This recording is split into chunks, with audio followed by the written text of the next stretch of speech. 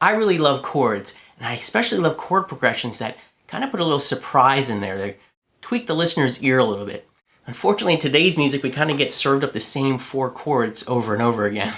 So in this video, I just wanted to show some surprise chords that you can maybe add to your chord progressions just to make things a little bit more interesting. The first example we'll just take a look at in the key of G. And I'm going to play through a song and see if you can kind of hear where that surprise chord is. And then we'll talk about it.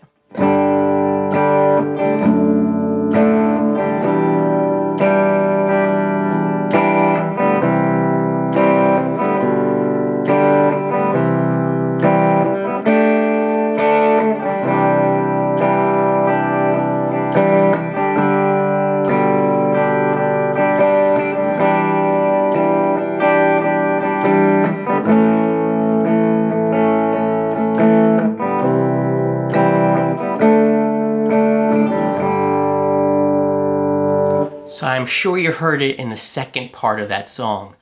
There was a chord that just really kind of perked your ears up and actually lifted the song progression up a little bit, in my opinion. So let's take a look at what's happening here. In the first section, I just stayed in the key of G, and I'm playing a 1 chord, a 5 chord, with the 3rd in the bass, and then a 6 minor chord. Sometimes you can make it a minor 7 if you want. 4 chord, and the 1 chord again with the 3rd in the bass. 4 chord to the 5 chord. Now we get to the interesting section, right? There's like a C9. Same chord, 1 chord with the 3rd in the bass. 6 minor chord again. Now the special chord.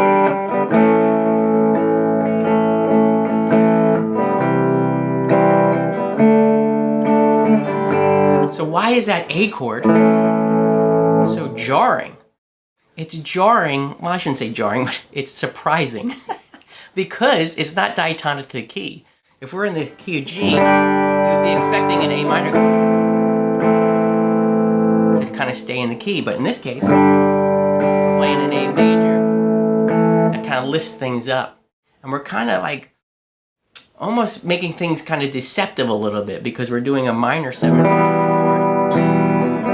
So you expect to hear another minor chord after it.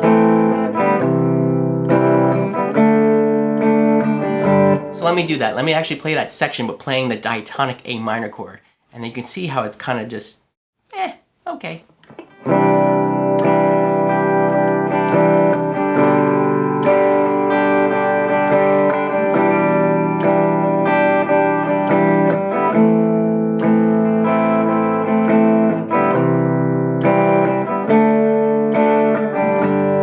As opposed to this.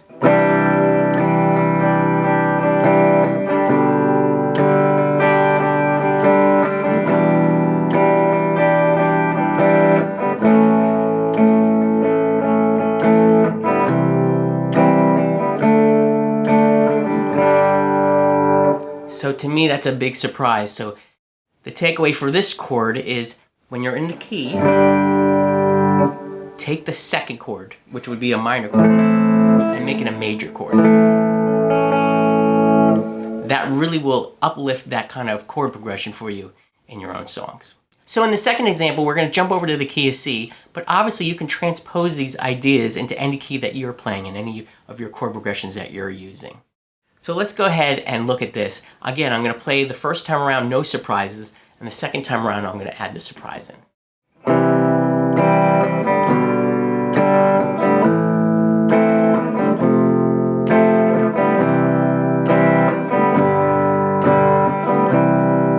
right, here comes the surprise.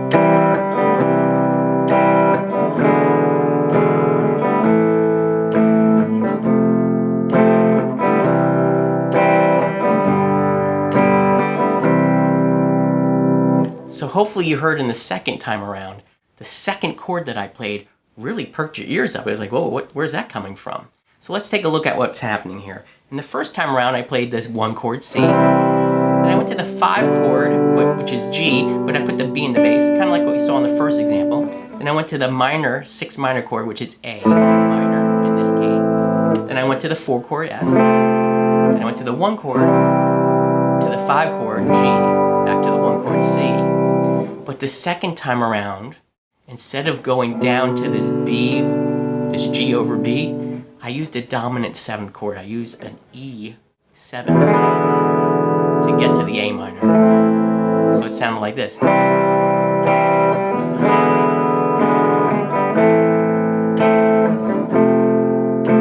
Everything else stayed the same after that. And you can see that really jumps out. But why does it jump out? Well, in the key of C, we really would have an E minor chord. So similar to the trick that we used in the first example, we're taking a diatonic chord in the key and we're making it a major chord. I don't want to say pimping it up, but we're making it fancier by making it a dominant 7th chord. So not only are we just taking an E minor and making it a major, we're actually making it an E dominant 7, which has a little bit more power to tug your ear into a specific direction. And in this case here, we're going to the A minor chord. This is called a secondary dominant chord, where we're taking a dominant chord and we're resolving it to the next chord in the progression.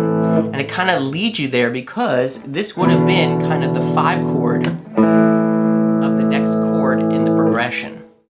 So you can see here, we don't have to get too fancy with the theory, but you can see here just adding this adds a little bit more spice to your chord progression. For the third example, let's jump to the key of E. And I'll just play something kind of basic like this the first time.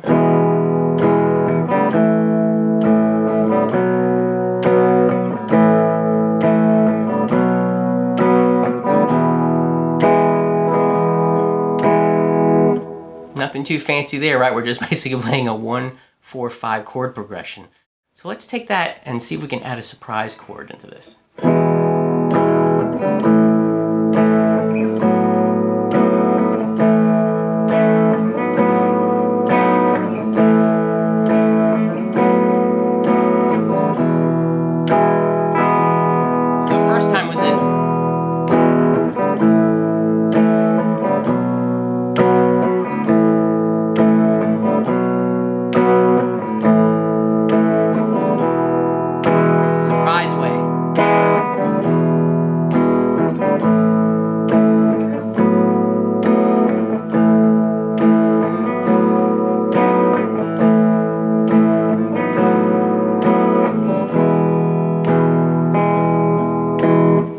So what's happening here? Well, instead of playing the normal 5 chord, I'm going to play it over the root of the 4 chord. So in this case here, again, we're in E, so we play A, and I'm just going to slide my first finger up, borrowing it still, to get that top half of the B chord, but I'm using the open A string on top of that.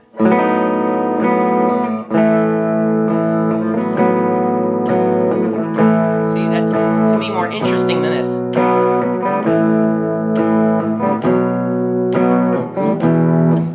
Really wants to tug you back to the E chord, the root chord, and there's nothing wrong with that. But if you want something that's kind of floating out there a little bit, try using the 5 chord over the root of the 4 chord. It's not as stable as this. It's not calling out so much to go back there, so it can float.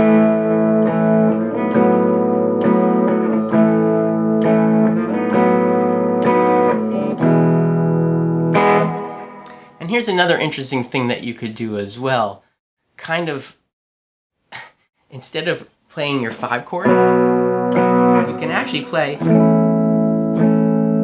your 4 chord. Here's my A chord. With the root of the chord, with the root of the key in the bass, E in this case. And then resolve it to your 1 chord. You can see that kind of is the same vibe as.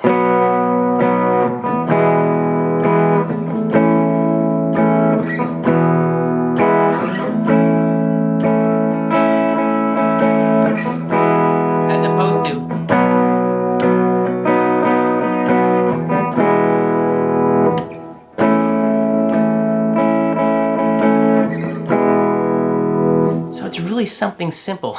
So I actually gave you kind of 4 surprise chords that you can maybe use in your chord progressions. If you know of any songs that use kind of a surprise chord in your opinion, can you drop it in the comments below? I'm always looking for new music to listen to, and I would love to analyze what they're doing. Thanks as always for watching. Have a great day.